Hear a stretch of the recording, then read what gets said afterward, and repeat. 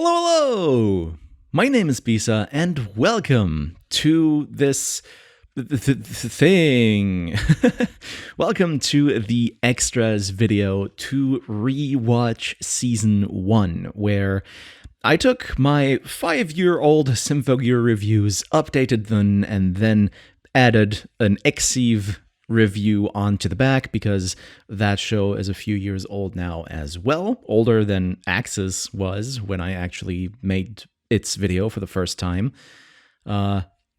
If you have not seen those videos, then you can click on the info card in the top right corner right now, and it will take you to a playlist with all of them. And at the end of it, there will also be a link to get you back right here where you are right now, so you can get back into this little, again, this extras video where I want to go into a bit of an unscripted, slightly deeper dive for a few things that I think I kind of dashed through in the actual series itself.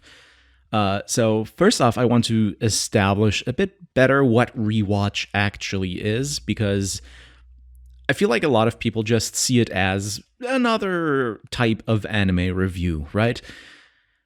But that's not really what I'm doing. What I'm doing with rewatch is much more examining a show that I have already seen in the past through a more modern lens, through a lens of who I am today, and see how my opinions and ideas about that anime hold up, right? I did already say that in the first Symphogear video, but I do think it requires a bit of restating, because with each episode, that kinda got lost, and the ultimate goal of rewatch is to actually tell the story of my anime fandom rather than to just, make a series of reviews for a bunch of shows that I used to really like and maybe don't even like anymore, right? So there's a bit more behind rewatch than just reviewing old anime.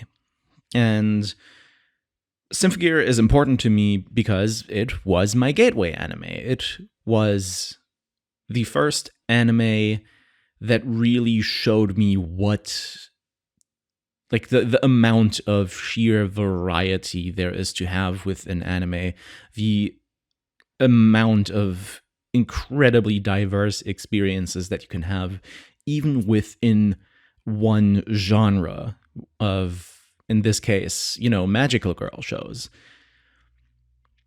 Now, I do differ a lot from most Symphogear fans because not only of how young I started watching Symphogear. When I started watching the first season, I was, 11 or 12, I think? Something like that. And again, this was like the first show that was a bit more mature. It wasn't, this cutesy, bubbly, magical girl stuff that I was watching before, Tokyo Mew Mew, Precure, as amazing as those shows are, or Aikatsu, which you can see on my channel right now, I'm still a big fan of. There are, it's a lot more mature than that. So, starting with season 1, I really, really got into Symphogear, not just because I was there for the kick-ass music or the super cool action or even much of the characters. I was there for the story. Because as a, preteen or maybe teen, I don't remember exactly when I started watching the first season. I just remember it was in 2012 when it originally came out.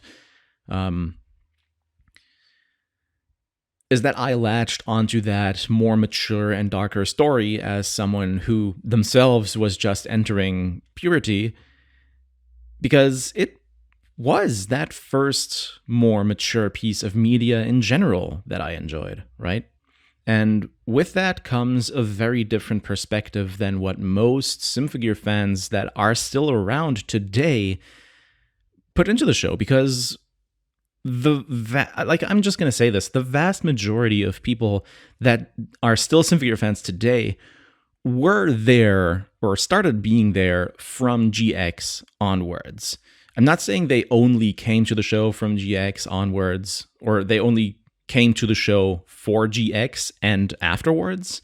I'm not saying they can't. I'm not even saying they can't enjoy season 1 and G either, but there is a very strong difference between season 1 and G and GX and onwards, which I think I outlined kind of well in my with the whole the writing is definitely not necessarily good, but definitely firm line. I think that really encapsulates how season 1 and G differ from GX, because with GX it becomes a lot more formulaic, more marketable, and a lot of the things that I personally liked specifically about the story did start to get kind of lost, but we'll get to that in a second. I just think that I see the later seasons of Symphogear through a very different lens than most fans who are still around. Started with GX, started off on a really, really strong foot with what they appreciate about the show. They then went back to watch season 1 and G, be like, oh yeah, I can see how we got from that to here. Now let's keep going with this. Whereas I have the perspective of, well, there's these two seasons of anime that I really like, and this one thing kind of goes against a lot of what I love about it, and it seems to keep going, even after Axis tried the whole return to form thing that I mentioned in my review. I do still think it's much more of a Bushiroad era Symphogear season than it is an early season. As much as it gets closer back to the style of earlier seasons, it's still very much a Bushiroad season. And the same kind of goes for Exive, but there's a lot more nuance there and a lot of specific things to talk about to run back into my review video, which I think I can claim to be the single most scathing Symphogear review on YouTube. But again, we'll get to that. For now, let's talk about GX, like I mentioned, because there's a bit of an update to that. So, like I mentioned a couple of times in the videos themselves, the bulk of this was written when I originally made these videos 5 years ago. And as a result, my opinions might have changed or matured a bit, and particularly about GX in the run up from Axis into Exive. That's where a lot of my views on GX changed. So those wouldn't have been reflected in the writing yet, but once I was actually done with Rewatch originally, before Exive came out, they would have already changed. Now, most of this wraps into something that I started doing around that time that I call the Grand Gya theory. I didn't give it that name, but I like it. Which is the idea of tying all the lore behind and story behind Symphogear together into a construct that interweaves very naturally with the real life counterparts, like the Bronze Age mythology and alchemy, which I heavily go into in the GX video, and actually even more so go into in the original of the GX video. For the remake, I cut out a part where I actually go into detail on one of these alchemical things, which was that the show, I think in episode 9, cites the alkanoids to be made up of prima materia, a universal solvent, I think. What was his name? Yatsuhiro calls it? Basa's dad. For First problem is prima materia is not a universal solvent. Prima materia is just pure aspectless matter, which is a part of the Philosopher's Stone, or part of the process of making a Philosopher's Stone. There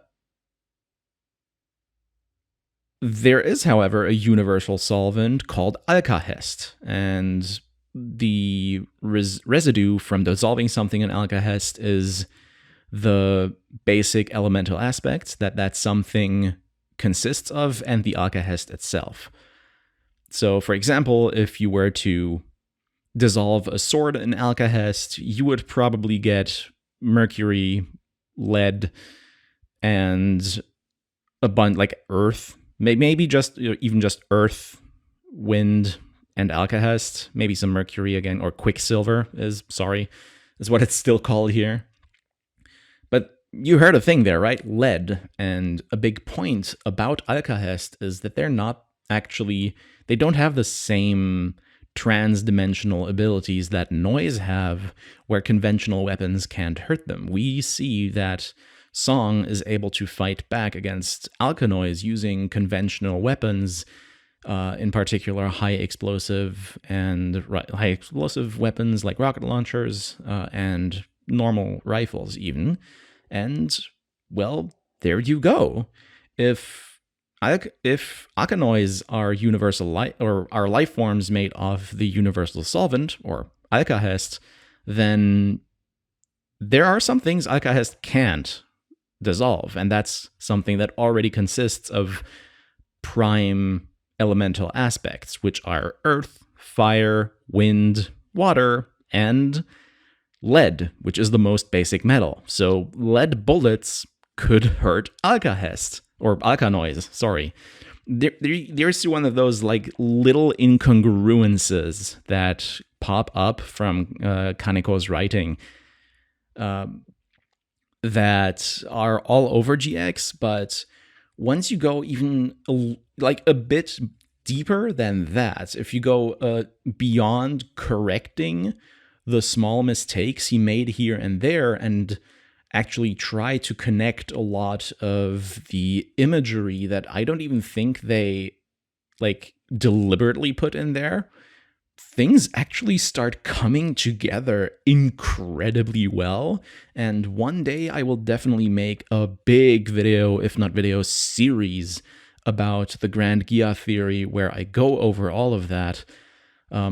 And now that you know about me doing this Grand Gia theory, which in many ways was how I reconciled with GX and how I overcame my very deep-seated hatred of GX, you might be able to tell, given the things I've complained about in the Xeve video, why I hate Xeve with such a passion now. But let's get into that now. So what I rest on, or like what I end the Xeve video on, is that I say the season is just a light drizzle of mountain beheading action, not Symphogear. And I have a very, very good reason for that.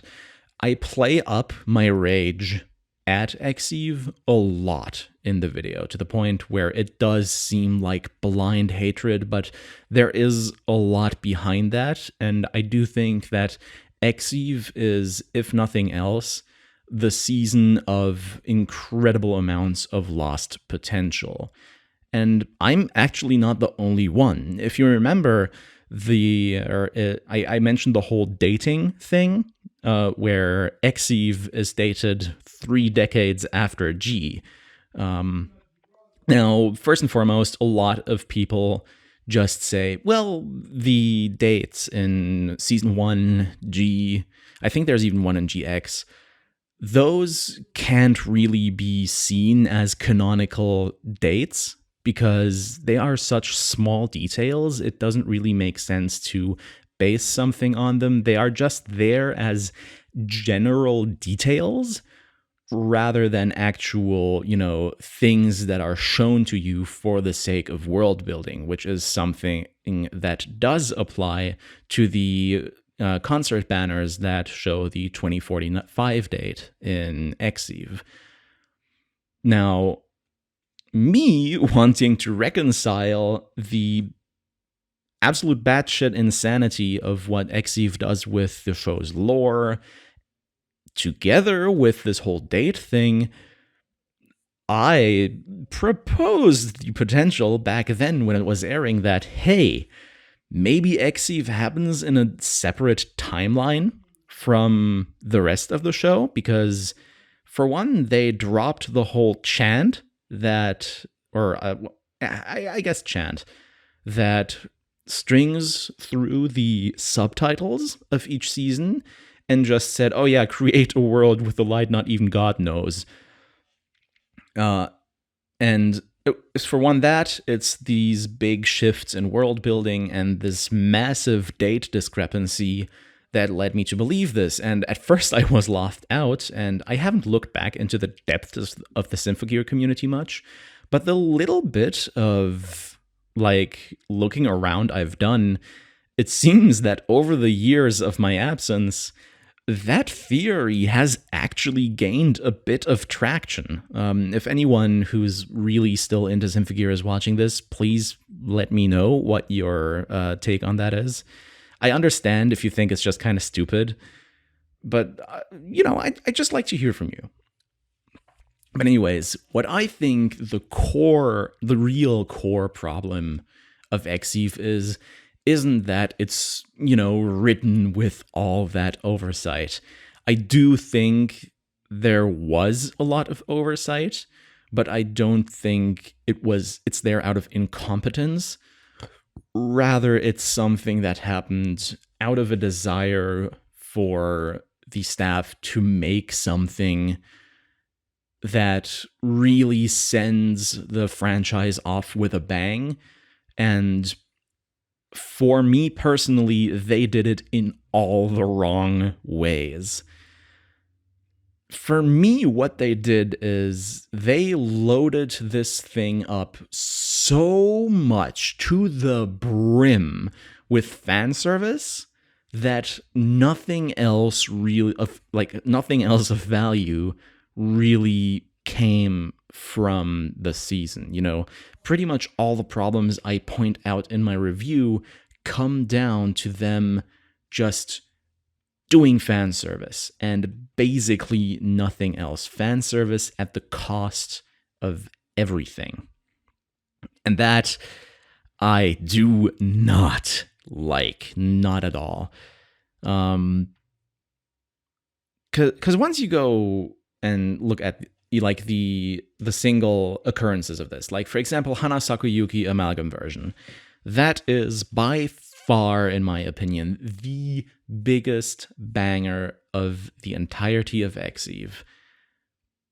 And the thing is that this song only came to be because I forgot Aoyuki and I forgot Saint Germain's voice actress's name, but they did a duet of Hana Sakuyuki at the, 2018, I think?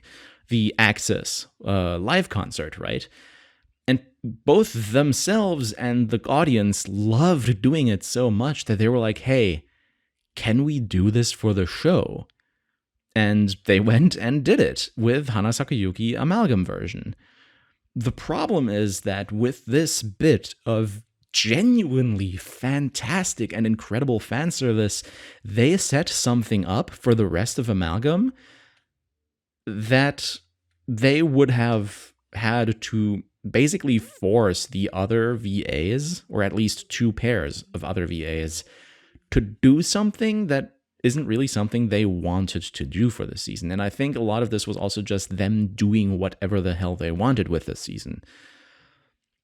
Like I said, with Amalgam, it was just this really, really strong start with more fan service than anything could have, like any other. Oh, shit, how do I say this? This is like the downfall of any unscripted video, is when you run into like a small rut. Anyways.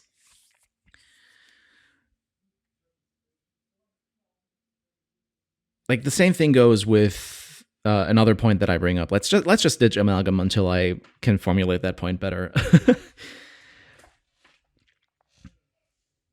The whole bit about Apple, being brought back as the Aufwachenwave form of the Vambrace of Shemha.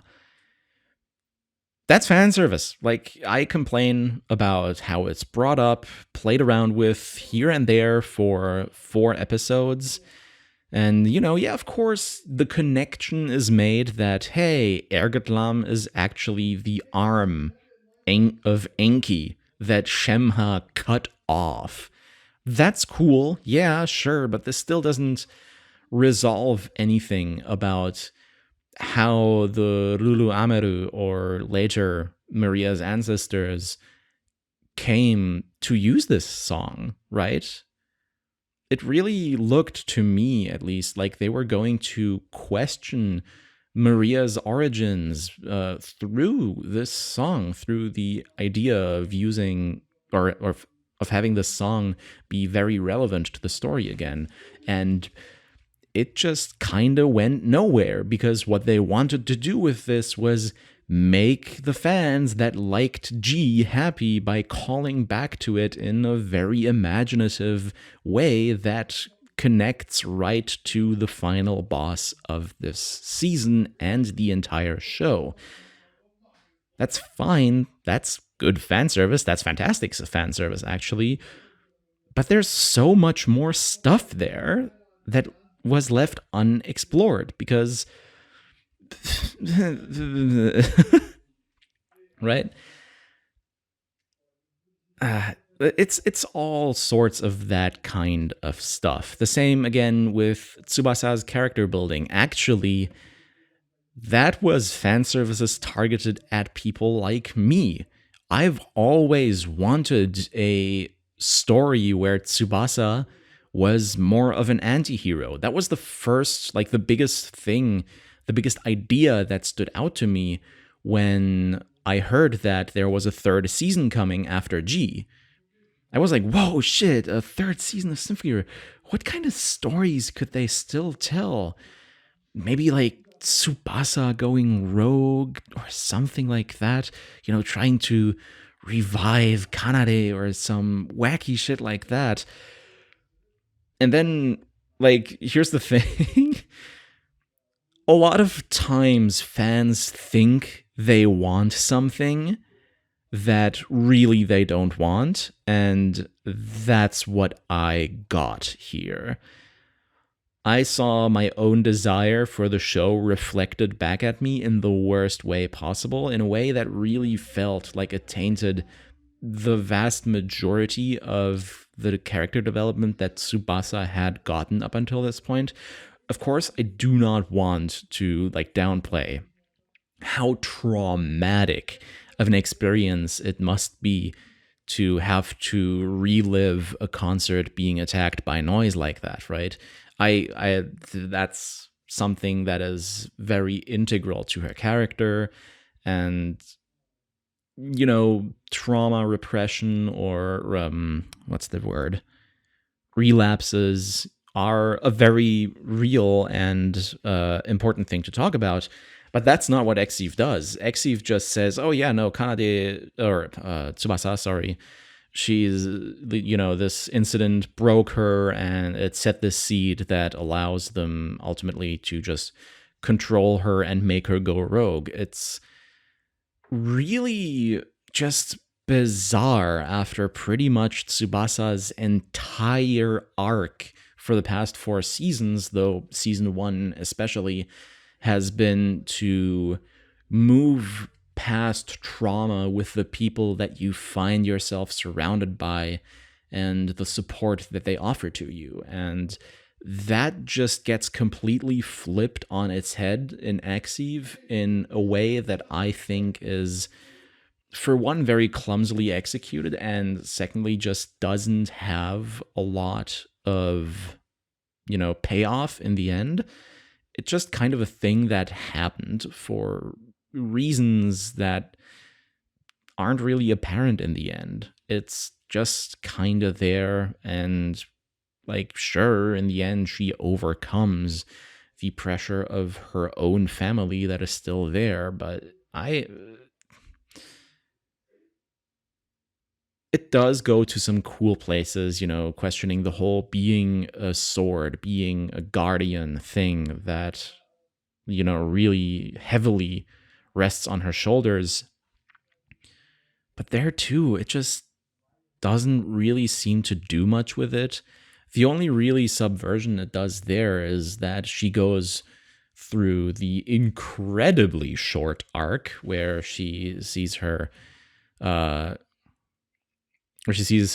father die, and as a result then decides to turn against the clan to say, hey, I'm done protecting you.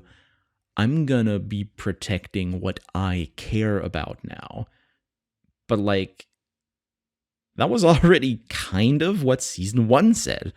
Moving on from being a sword, being a pure emotionless sword that's only there to fight, to being there for the people who help you go through life. And that was really, that felt like it was really, really devalued by Tsubasa's arc in Exive. Another bit that is extremely transparent fan service, which I very acutely pointed out, sorry for the tonal whiplash, in the video, is the return of the auto scores. I'm going to be real. There was absolutely zero reason to bring back Carol and the auto scores. They serve zero narrative purpose in Exive, and they were only there for the hype. That being said, this is one of the few parts where I think Exive did execute well. The auto scores, they didn't hog a lot of screen time. Carol did. I didn't really think like they had much left to do with Carol and Elf9 as characters. They just did another round of what they already did at the end of GX for the finale of Exive, which was a little weird. But again, especially Carol's transformation, where we have all the auto scores flash at us through Carol's crown, with like mimicking the poses of the Symphogear wielders that defeated them in GX. I think that's what it was, that those wielders took on the OST discs. This is like a super niche little detail that they executed incredibly well on. It's just this like short little flash of light where the auto scores show up in Elf9's crown. If I remember, I'll put it on screen right now. I probably won't. But where each of the auto scores show up on Elf9's crown, taking the pose of the Symphogear wielder that defeated them on their respective OST cover. I think that made sense. Again, visual aid will help with that. See, that's one occasion of fan service that I can understand and support. What I'm not a big fan of is how they handled Shemha, because honestly, it felt like like a lot of the things in this season, it felt like they just did G twice. It's just G, but with a few changes here and there to higher the stakes a bit more and to make it a bit more personal, to help support that central theme of desperation and egoism, which I also mentioned in the review, which I do think is the central theme of Exive, and it doesn't have to be bad. Again, I do think there is some minor decent payoff here, in particular with Tsubasa being like, hey, I'm not going to fight for my family anymore. I'm going to fight for the people I want to fight for, even if that is already a conclusion she had come to before. The way it's reiterated here is very nice.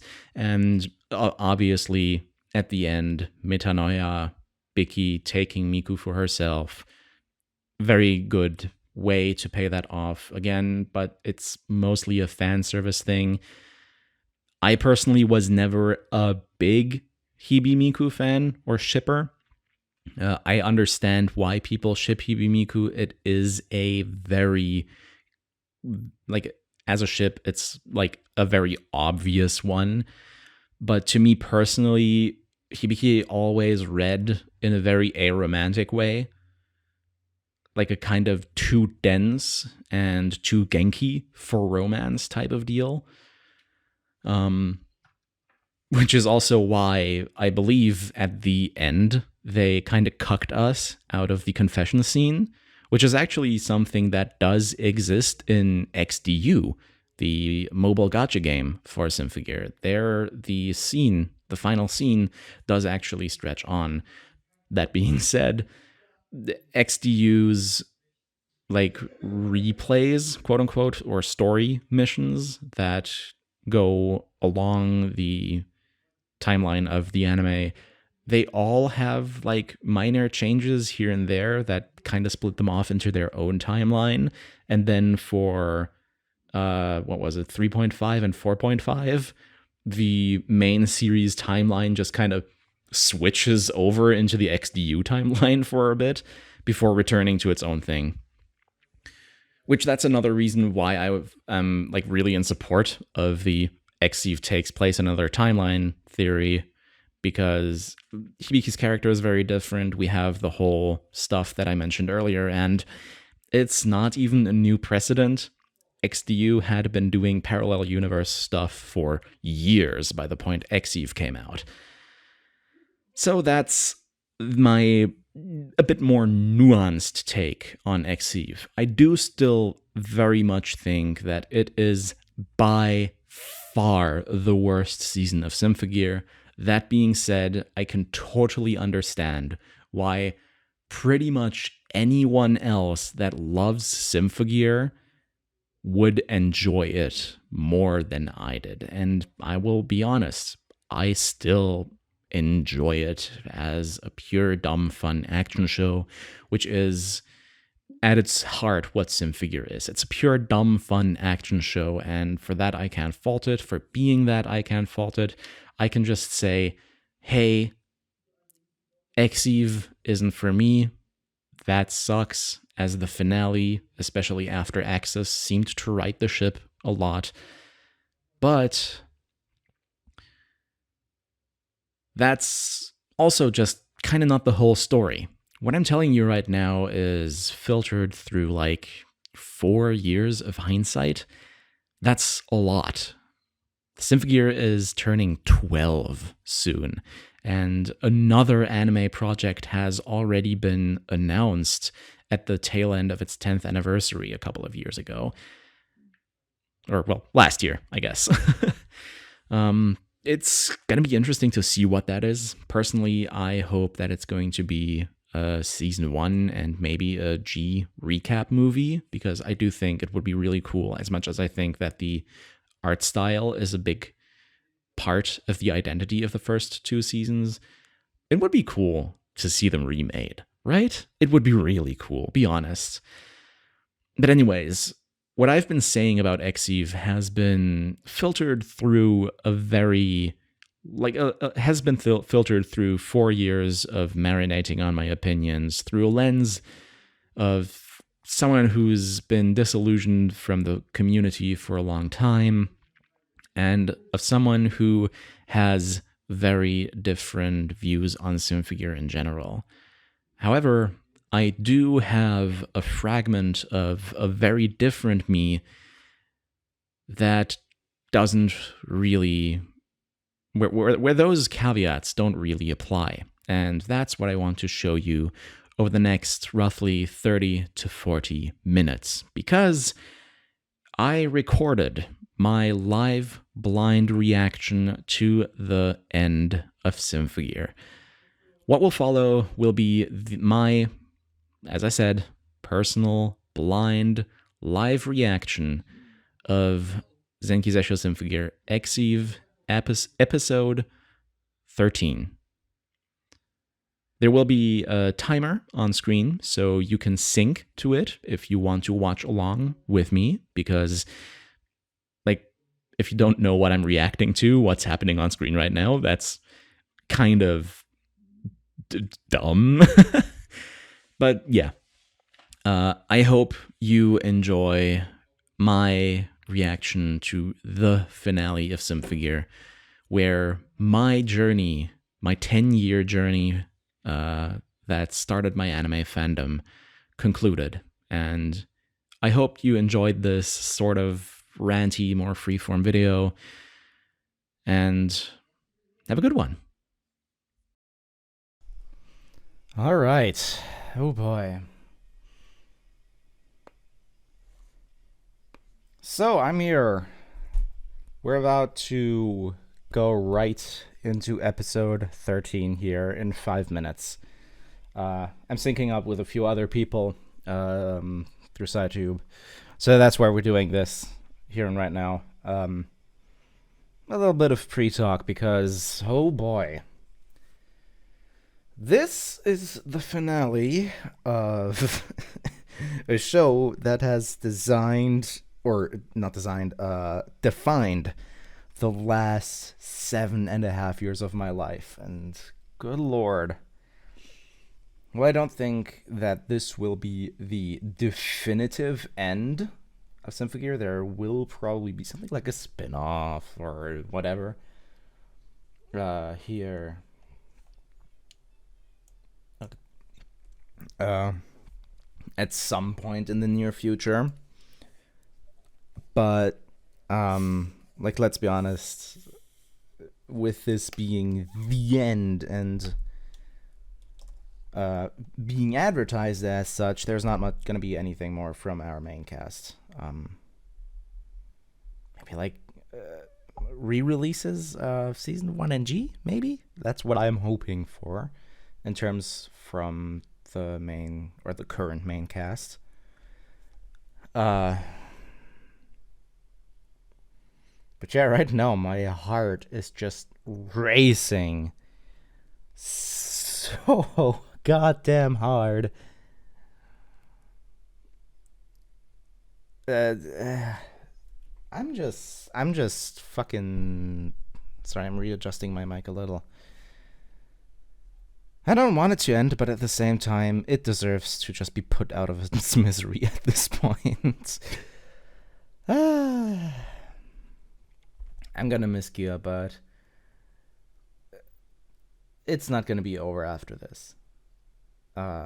In the sense of doing stuff with gear. I'm gonna do so much stuff because as you may or may not know, I've been working on something that I call the Grand Gear Theory, making a unified piece of lore around, or a unified grimoire of lore around Symphogear, connecting everything in a way that makes sense both in universe and with the real life inspiration behind things. And Exif has just said fuck off to every single almost all points in that, which, I mean, that's great, isn't it? Isn't it great? It's fuck. It's not great. 2 more minutes here. Hang on, guys. Or 1.5, actually.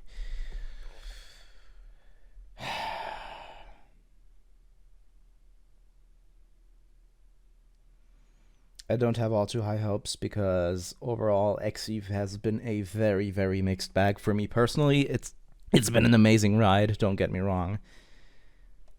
But it's been, oh my god.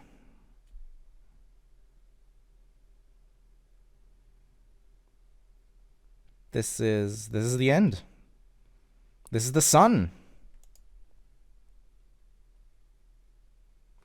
I'm gonna be typing quite a bit here.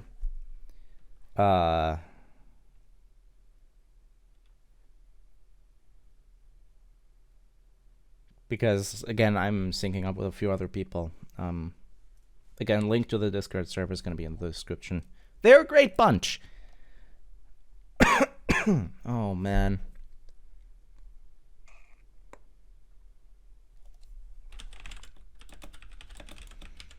Now, I do have one call I want to make, and that is that I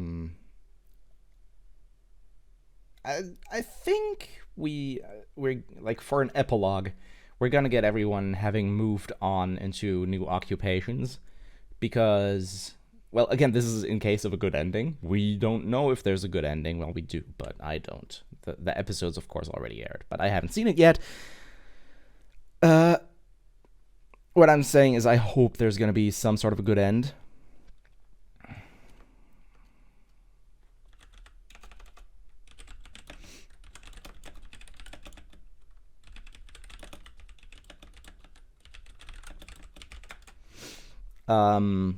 That we're going to have an epilogue with everything, or everyone moving on from Song, since with basically the curse gone, which I guess we're, for one, we're getting rid of Shemha once and for all.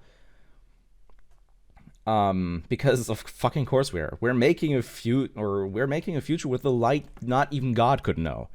So we're taking out Shemha, which makes the curse superfluous, so we're able to turn that off.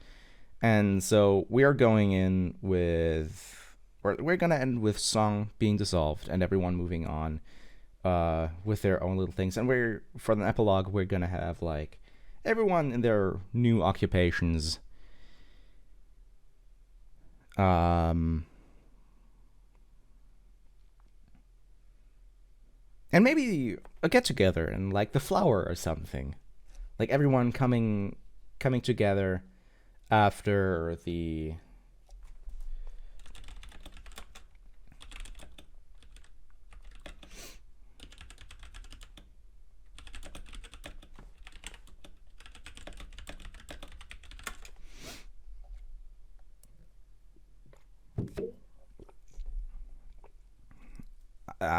yeah. I lost my train of thought there because I typed something. Shit. But yeah, basically, I just want to, for one, I want a happy ending. Of course I do. But much more importantly, I want everyone to move on, honestly. Like, it sounds weird, but okay, here we go. Last year ever. Fall shooting stars. Burn and burn out. Here we go with the then, yes. Oh wait, something fading in. Was this in the last episode? I don't remember. Because I don't remember the song. Are we directly starting with some fucking new music? We gave them that time. You tell them, Trump.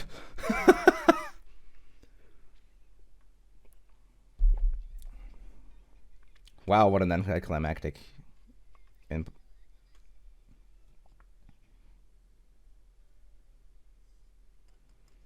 Nice. Ooh, I'm shaking. I'm shaking right now. I'm just gonna stuff my face with the salami here.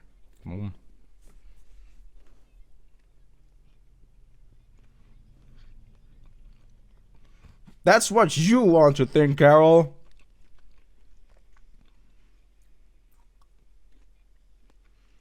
Ooh, nice tune.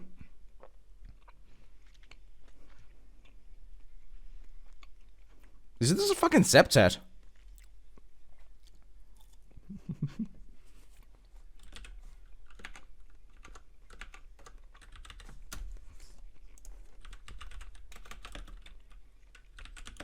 Also, no song subs. Sasuga Mages.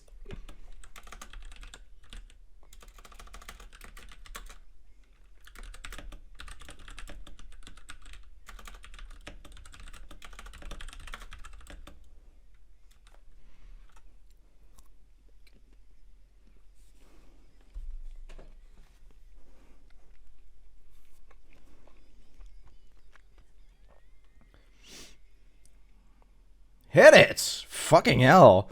I mean, of course. Ergatlam. It's, yeah, sure. X Drive.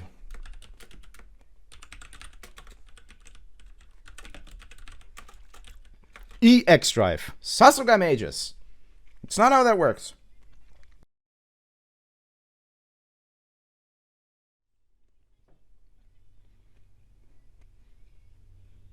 It's Mythology class special disaster. Okay.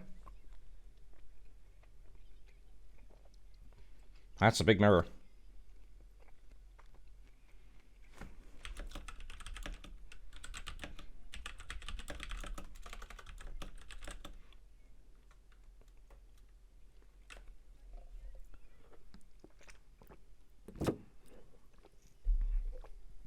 Not code, yes.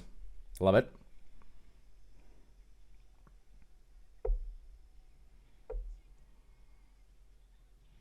Damn. That's a lot of drones. No one of those gonna do, like, really. Oh, that, okay. Yeah, Hibiki just punches him out of there, right? We don't have a lot of time here if we want some sort of... We don't have a lot of time if we want any kind of epilogue here. So, also, what the fuck? What? They're attacking with their hair by shaping it into whatever. Okay. Tsubasa did a hair whip, and Chris just turned it into herself and a gun. What's this tune, man? Shit's strong. Not really balls to the wall, as you'd expect, but it's a good tune. But there's a lot of Chekhov's guns to fire in this. Oh?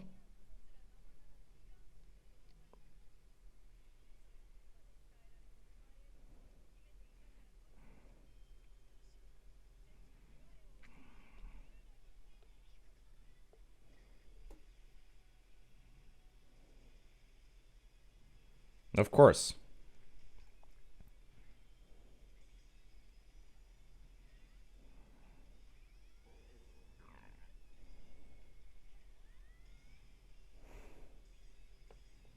Woo! What? What?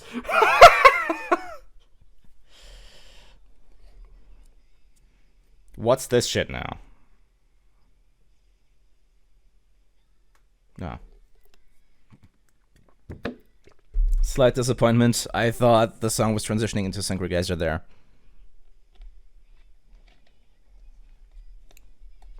That shit's breaking apart. We're hitting her. We're hitting her. Brofus. I like how Carol's in there. So yes, this is a septet. Oof. Yes, actually.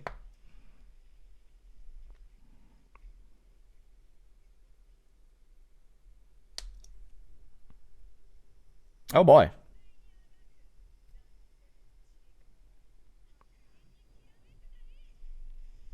Hit it! Hit it, Shemmy. Wait, who's that? Huh? Is that Car or like Elfnine? Yeah, okay. Charon. What? Another fucking Rense?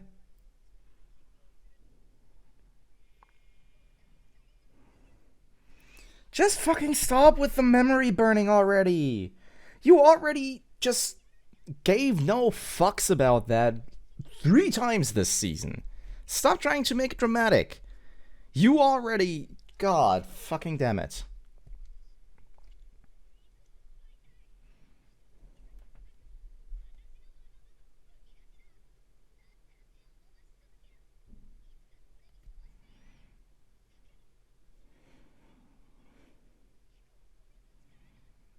Vicky, this is not the place and time to have a crisis like this.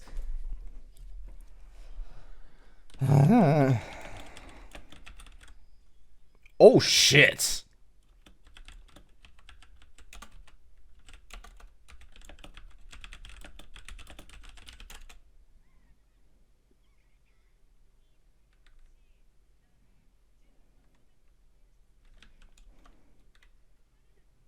Well, that's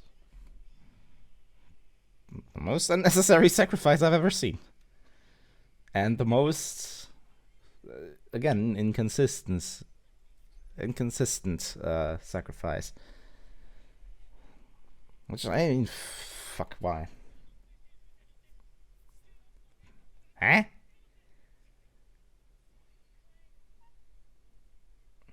Huh?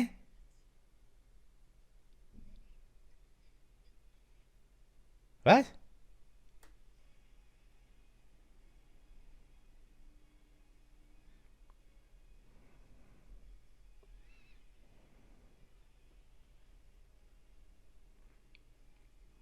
Are we breaking the curse right now?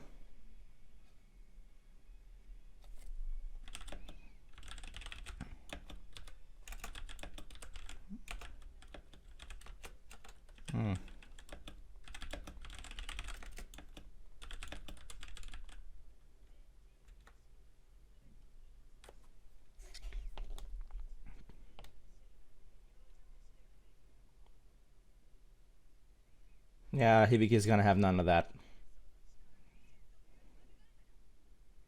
She's already free.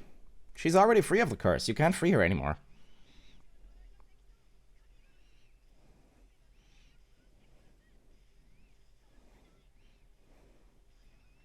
Of course. Okay, they're using Metanoia. For some reason.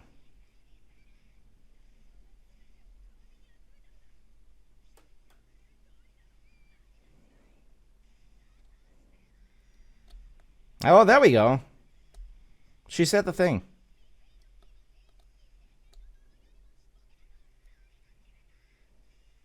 Nice.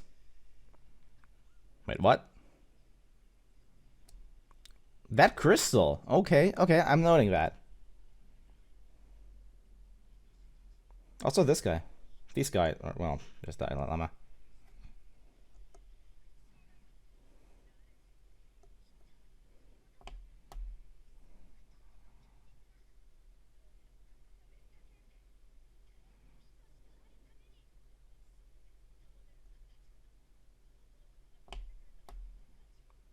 Why Metanoia? That's all I'm saying. Like, they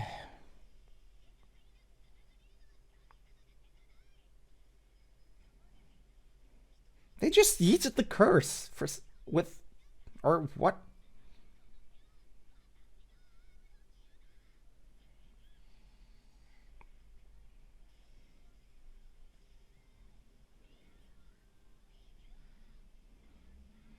This would be so much better with a different song, but Metanoia is literally just an... Yeah, there we go, Metanoia. Which doesn't even mean anything, but...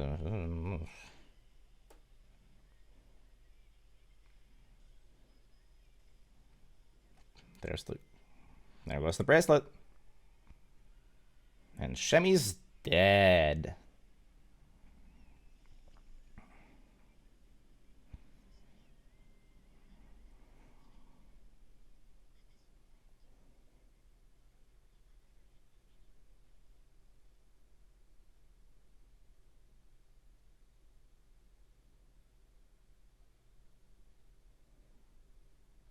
They're just watching. Oh yeah, because the sub sank, right?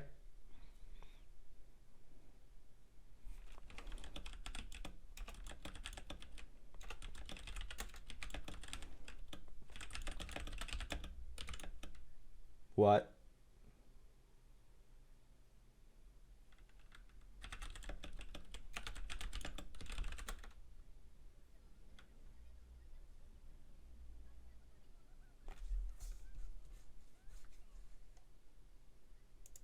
Someone just joined the Discord and they're not even listening.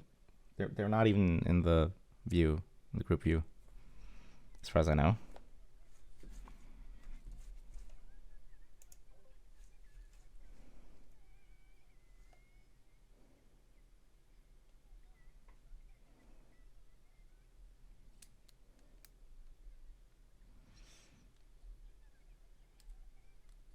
It's raining in my room. Nah.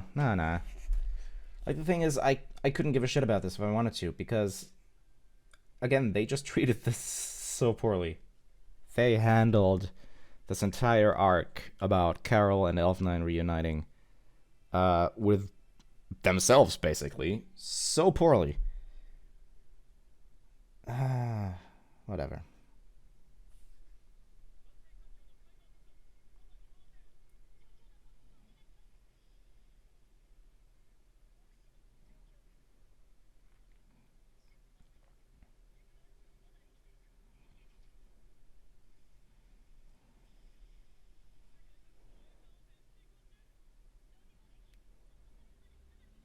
Oh, so we're mining Bitcoin now. Okay. Huh?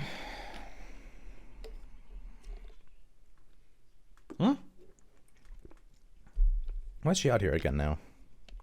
Was she just in the camp?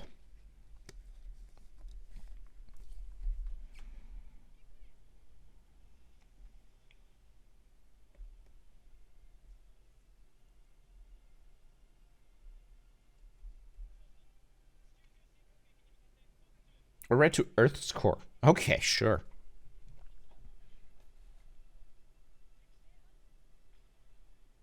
There's more drones, of course.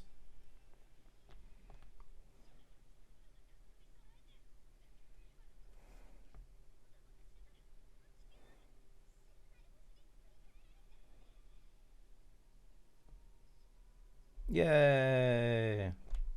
Wherever they got that from. Again, just ass pull after ass pull this fucking season.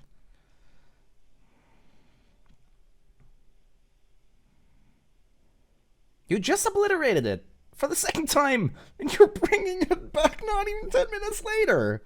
Or 5.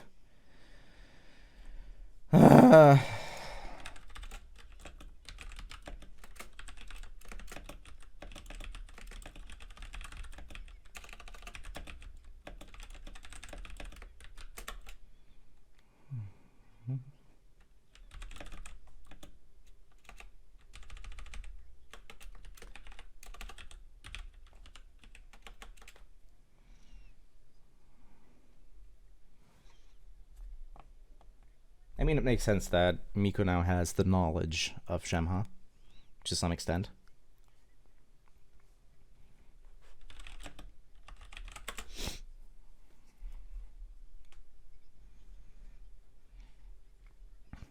But yeah, let's obliterate Shemha, dude. Let's obliterate Shinshouting twice, and bring it back twice during the same season.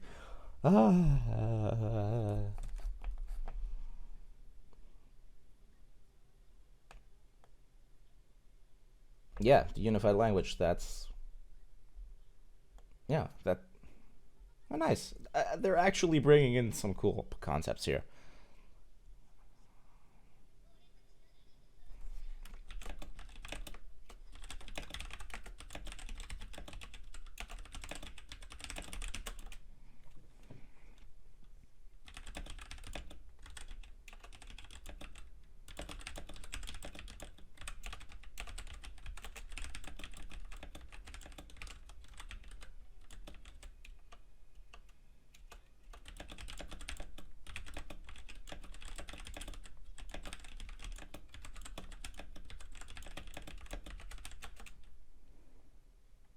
Alright, let's hit it.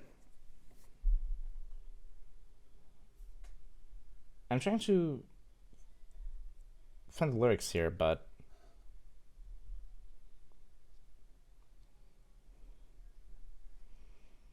Also, I'm just gonna point out that SSJ looks like a wedding gown.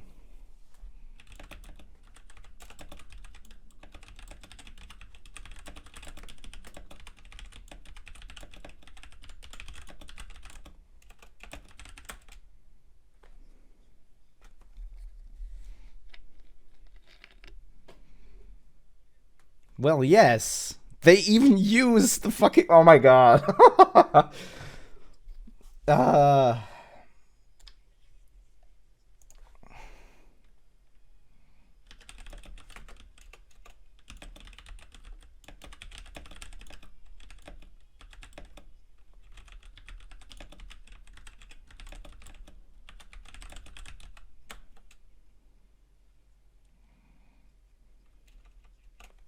Where's Fina?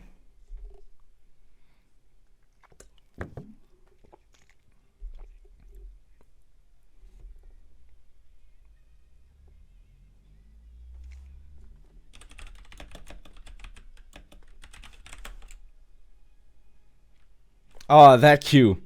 That cue.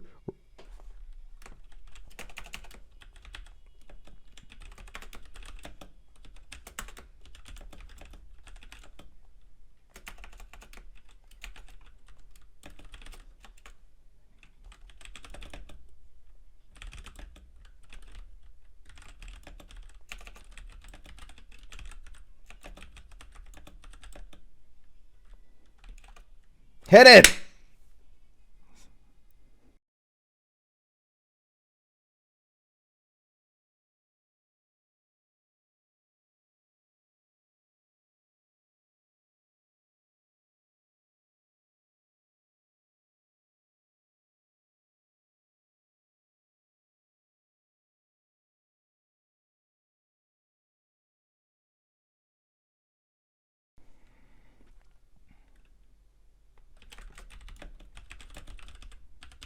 Oh, there's the 7 colors. Nice.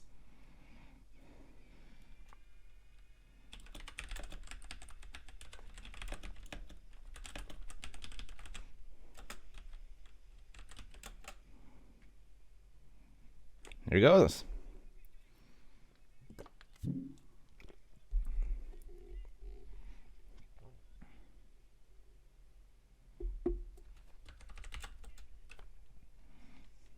Yep, there they go.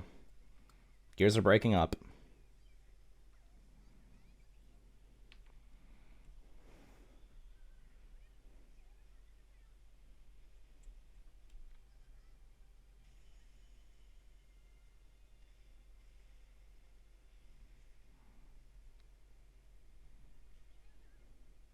That's a big explosion. Fucking hell.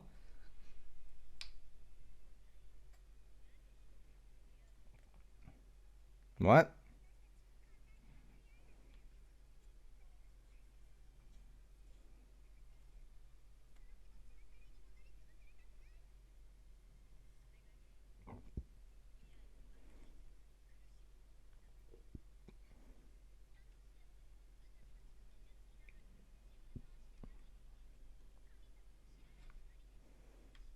Roll credits.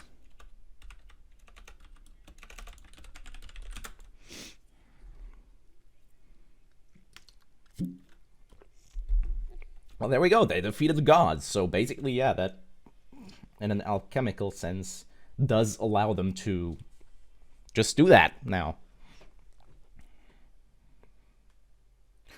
No!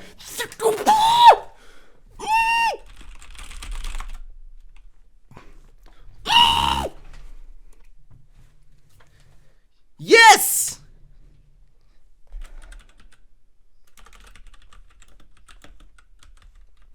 Giacono Flügel!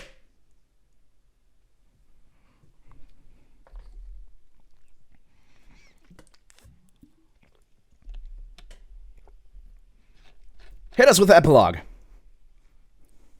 Or not. What? No epilogue. It's probably going to be a post-credit scene if nothing.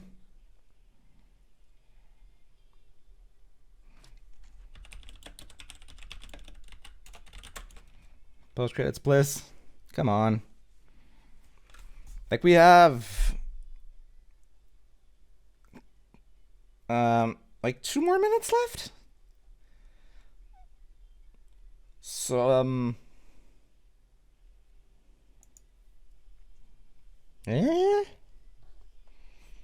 Is this a septet or is this just Nichiro no Flügel again?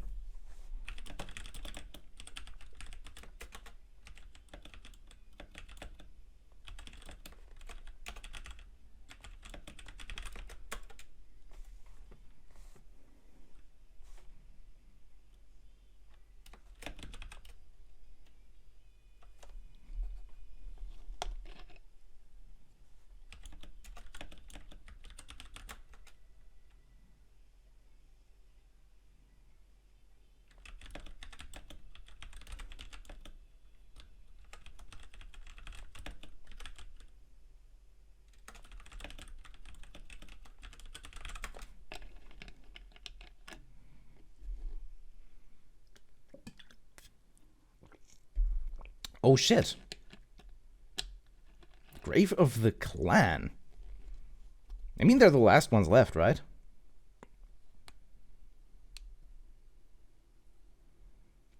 Genjuro and Tsubasa are the only ones left, if I remember. No! Stop! No! No! Stop! You're not doing this.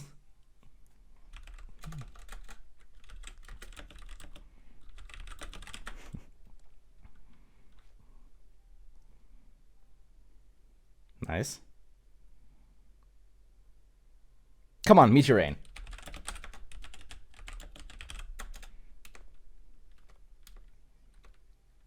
Hit us with the Meteor Rain. Come on.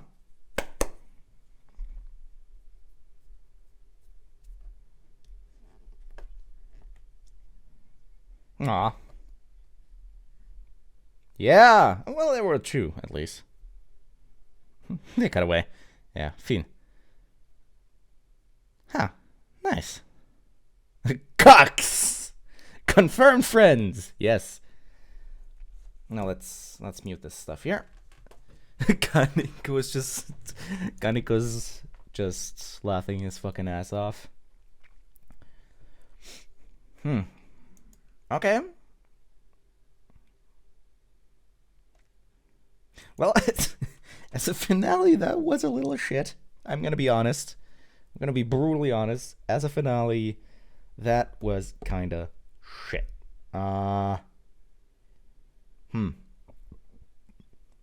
I'm not gonna say that it didn't work. But like,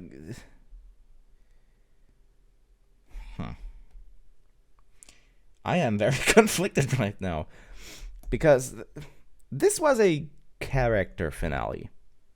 This just doesn't feel like the end, which, let's be honest, it's fucking not. So,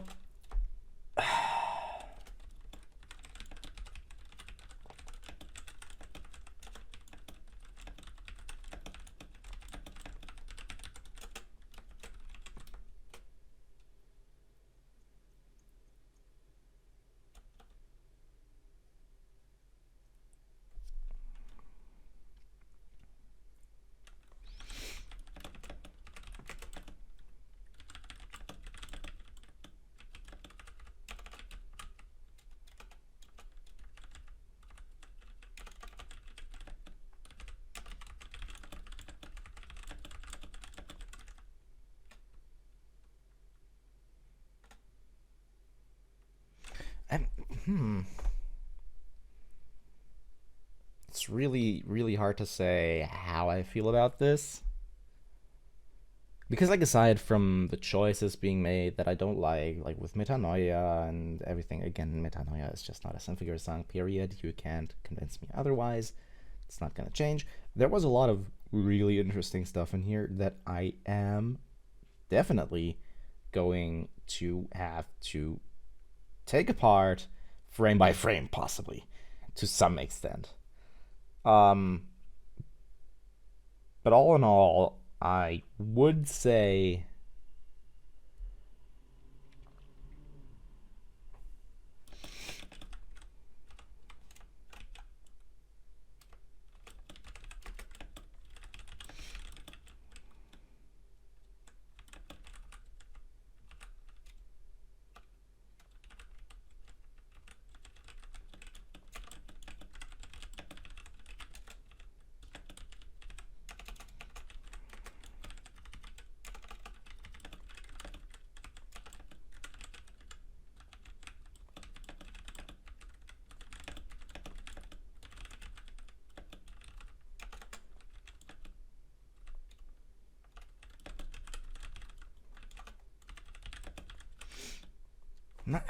man, I'm trying to put my thoughts into words here before I talk them out, because I don't want to like talk shit for 10 minutes straight without going anywhere. But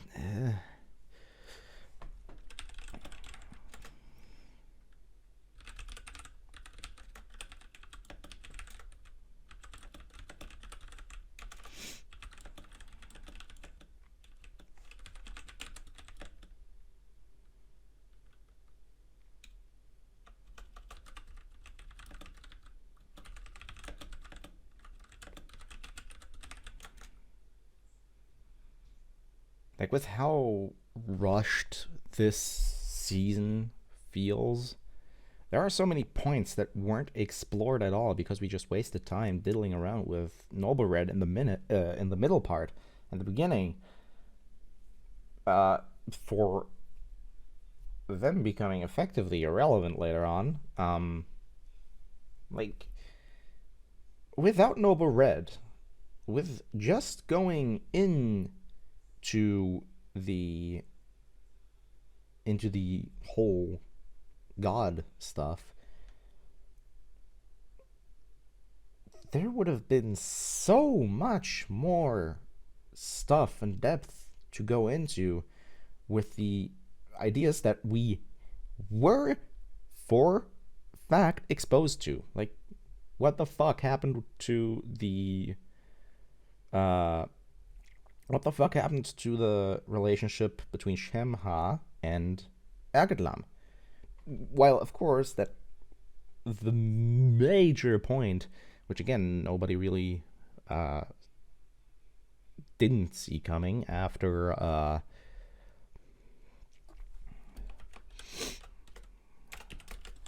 like, nobody didn't see coming that Shem or Ergetlam was Enki's gauntlet after the whole thing with Enki happened.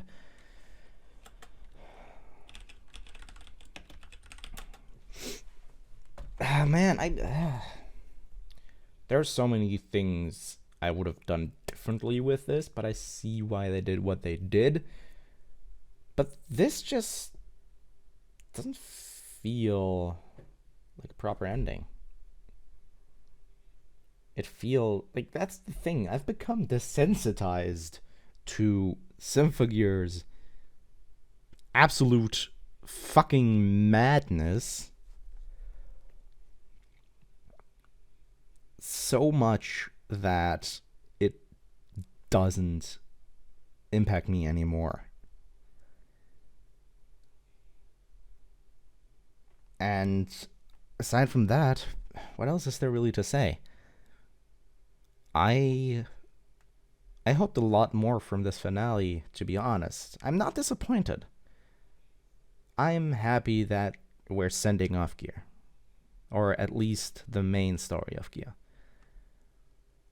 I love this show, and no manner of poorly executed finales is gonna change that.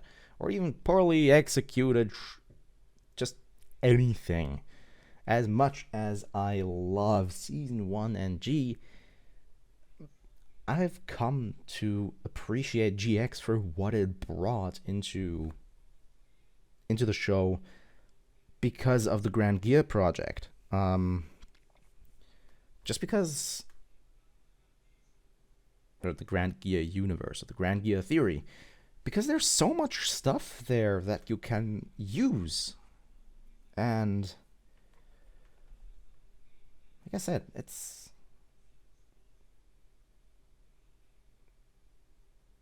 it has its place, even to people like me. XE has less of a place than that.